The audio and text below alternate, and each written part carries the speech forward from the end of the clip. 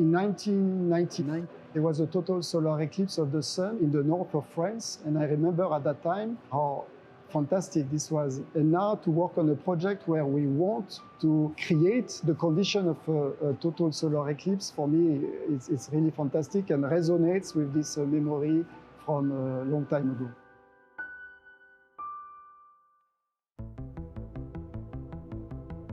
The sun itself, at its surface, it's about 6,000 degrees. It could be like lava, but the corona itself, it's millions of degrees, so it's 3 orders of magnitudes higher.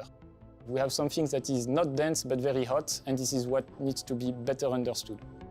The solar limb, or the edge of the sun, is the best accessible during total solar eclipses. With Proba-3, we create an artificial solar eclipse in space, and this will be done about 50 times a year and for 6 hours every orbit.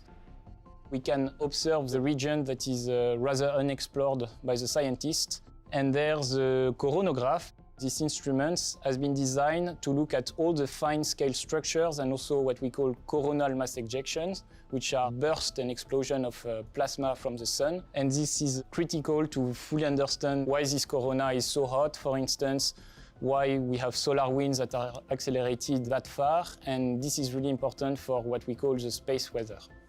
What's interesting about this mission is, of course, the incredible technological leap. It's an incredibly exciting time for everyone. For this mission, we had to advance and develop new technologies, new sensors, new algorithms, new onboard software.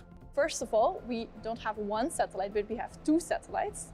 So we have the complexity of having them to fly information together. Formation flying is the ability to fly several objects in a coordinated way.